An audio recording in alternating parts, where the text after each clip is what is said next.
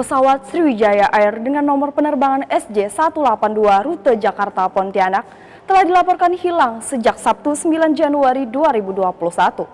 Pesawat Sriwijaya Air jatuh di sekitar Pulau Seribu. Hingga saat ini tim gabungan pencarian telah menemukan puing-puing pesawat, beberapa potongan tubuh manusia, dan lokasi black box.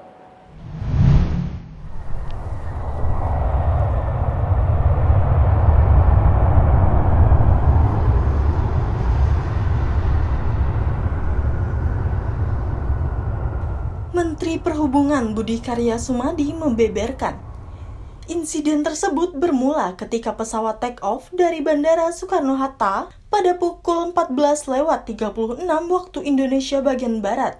Dan sekitar pukul 14.40 waktu Indonesia bagian Barat, pesawat tersebut terlihat tidak mengarah ke tujuan seharusnya. Pesawat tersebut terlihat mengarah ke barat daya. Kemudian warga di sekitar Kepulauan Seribu mendengar suara ledakan yang begitu keras. Selanjutnya beberapa saat kemudian, setelah hujan reda, satu buah kapal nelayan menuju ke lokasi. Tim SAR gabungan menemukan beberapa puing yang diduga berasal dari pesawat Sriwijaya Air SJ182 yang jatuh di perairan Kepulauan Seribu, Jakarta.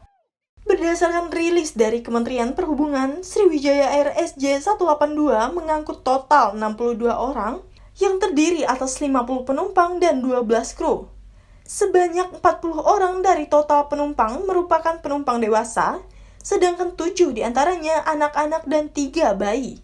Di hari kedua, tim berhasil menemukan puing-puing seperti turbin pesawat, black box, dan beberapa jasad manusia yang diduga korban dari kecelakaan pesawat itu, serta beberapa pakaian.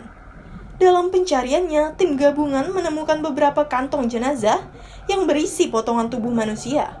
Posisi pesawat Sriwijaya Air SJ182 saat ini di kedalaman 23 meter di bawah permukaan laut. Tiara Nandika Naufal melaporkan untuk Ketapang TV Jurnal.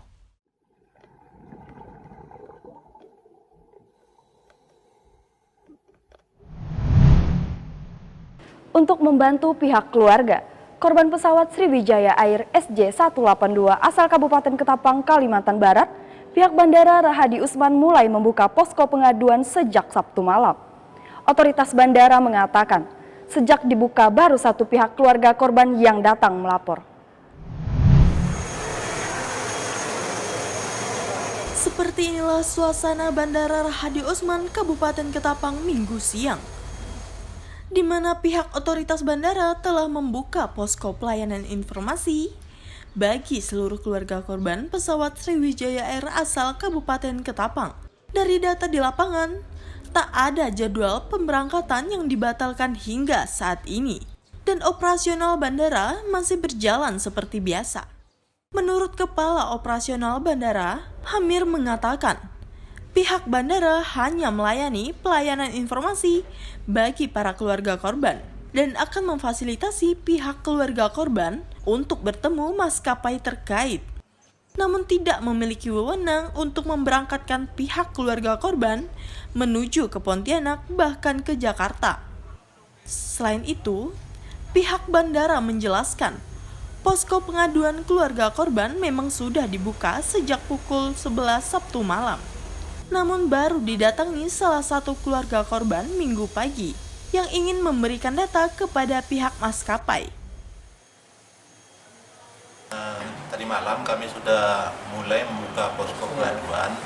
Nah, jadi dari tadi malam itu memang belum ada dari pihak keluarga yang lapor gitu. Jadi kami terima laporan itu baru tadi sekitar jam 11. Nah, itu ada pihak keluarga, namanya itu lupa saya, dari korbannya itu, anaknya itu datang lapor. Nah, itu rencana anak itu mau ke Pontianak untuk melakukan tes DNA. Ya, jadi anak ibu korban itu rencananya berangkat hari ini jam 2 pakai pesawat Nam Air untuk pengujian DNA. Antemortem. Hingga Minggu siang, pihak Bandara Rahadi Usman Ketapang belum memutuskan rentang waktu pembukaan posko di pelayanan di Ketapang. dan akan melayani pengaduan 24 jam untuk keluarga korban selama posko masih dibuka. Tiara Nandika melaporkan untuk Ketapang TV Jurnal.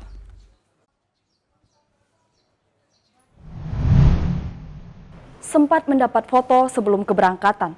Pihak keluarga korban dari pasangan suami istri di Ketapang yang menjadi korban pesawat Sriwijaya Air SJ182 masih menunggu informasi dari maskapai dan berharap dapat difasilitasi untuk berangkat ke Jakarta dan mendapat keterangan.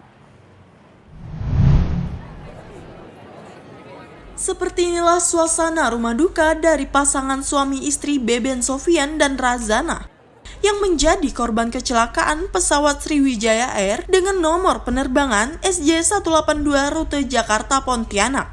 Keduanya merupakan warga Jalan Urip Sumoharjo, Kelurahan Mulia Baru, Kecamatan Delta Pawan, Kabupaten Ketapang, Kalimantan Barat. Di mana Razana diketahui merupakan ASN menjabat sebagai Kabid Pengendalian Pencemaran dan Pemelihara Lingkungan di Dinas Perumahan Rakyat dan Lingkungan Hidup Kabupaten Ketapang. Berdasarkan pantauan di rumah duka, tampak kerabat dan sanak saudara mulai berdatangan. Dan terlihat isak tangis dari pihak keluarga yang baru mengetahui informasi jatuhnya pesawat. Salah satu keluarga korban mengatakan, sebelum lepas landas korban sempat mengirim foto ke pihak keluarga untuk memberikan informasi kepulangan pasangan suami istri ini. Terakhir, kami melalui informasi dari anak beliau mengirimkan foto pada saat sebelum take off. Jadi sebelum take off itu beliau berdua, Pak Beben dengan Ibu Rajana sempat selfie, kemudian sempat mengirimkan via WA foto beliau berdua. Waktu itu kami berharap kepada pihak maskapai tentunya dapat semaksimal mungkin lah untuk dapat bekerja sama dengan pihak-pihak yang terkait. Kami berharap, keluarga kami berharap untuk paling tidak kami dapat semua juga berharap dapat menemukan keluarga kami. Kalau misalnya ini memungkinkan, tentunya di sini kan anak beliau ada 2 orang yang di stay-nya di Ketapang. Ya paling tidak kalau misalnya memungkinkan 2 anak ini bisa diberangkatkan ke Jakarta, paling setidaknya kan lokasinya tidak jauh dari Jakarta di sana. Hingga saat ini informasi sementara yang diperoleh terdapat 8 orang korban pesawat yang berasal dari Kabupaten Ketapang, Kalimantan Barat. Tiara Nandika melaporkan untuk Ketapang TV Jurnal. Separuh badan Jalan Trans Kalimantan kilometer 2 Kecamatan Tayan Hilir longsor. Akibatnya, 1 buah rumah terseret longsoran tanah dan seorang warga mengalami luka ringan.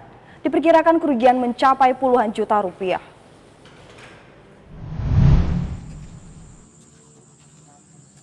Telah terjadi insiden longsor di ruas Jalan Trans Kalimantan kilometer 2 Kecamatan Tayan Hilir Minggu 10 Januari 2021 sekitar pukul 10 malam. Insiden ini mengakibatkan 1 buah rumah warga terseret longsoran tanah dan seorang warga mengalami luka ringan. Diperkirakan kerugian mencapai puluhan juta rupiah. Selain itu, longsor juga mengakibatkan 1 tiang listrik tumbang dan kabel optik bawah tanah jaringan seluler terputus.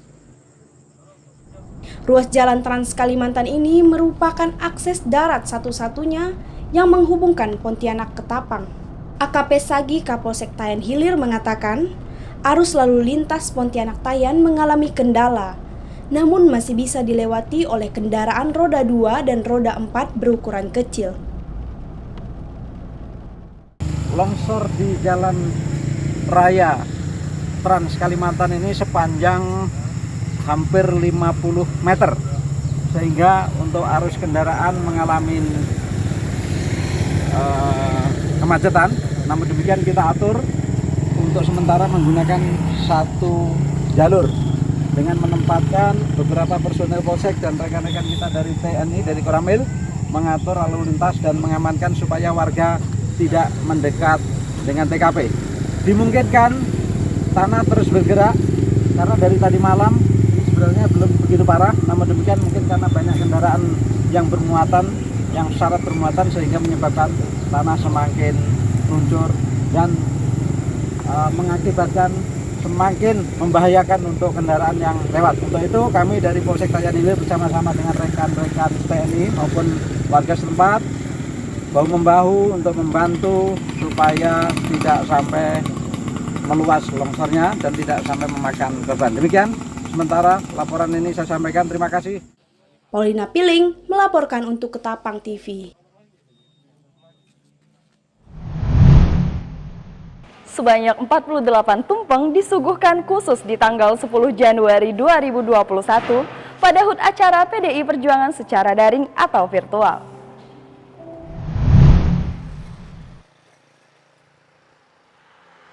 Minggu 10 Januari 2021 memperingati HUT ke-48 PDI Perjuangan yang dilakukan secara daring atau virtual.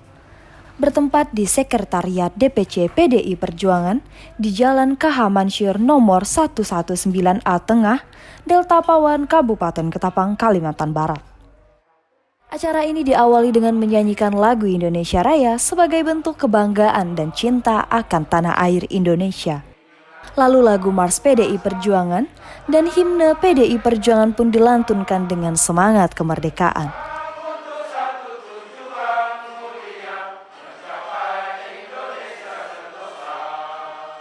Pidato politik HUT 48 PDI Perjuangan disampaikan langsung oleh Ketua Umum PDI Perjuangan Megawati Soekarno Putri. Yang pertama tentu kami mengucapkan turut bela sungkawa atas peristiwa jatuhnya pesawat Sriwijaya Air jurusan Jakarta Pontianak. Kebetulan ada beberapa kalau menurut kabar bahwa korbannya adalah warga Kabupaten Ketapang. Oleh sebab itu kita turut bela sungkawa dan mendoakan agar keluarga yang ditinggalkan mendapat kekuatan dan penghiburan dari Tuhan Yang Maha Kuasa.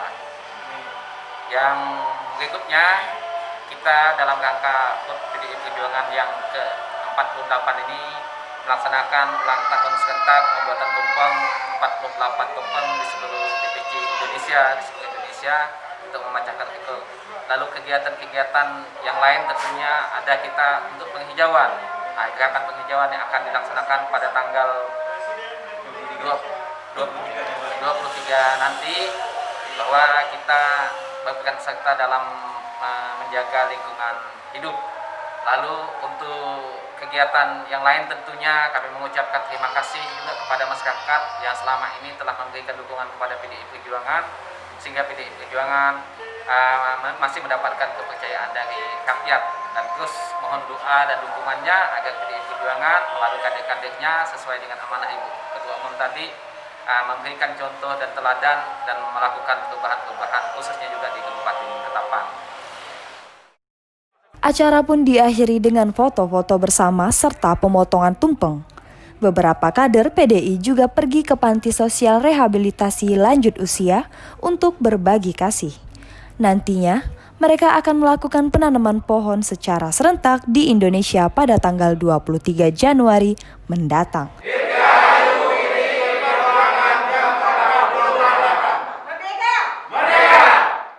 Di Taoktare Mauludea, Uti Pratama Yuda mewartakan untuk Ketapang TV Jurnal.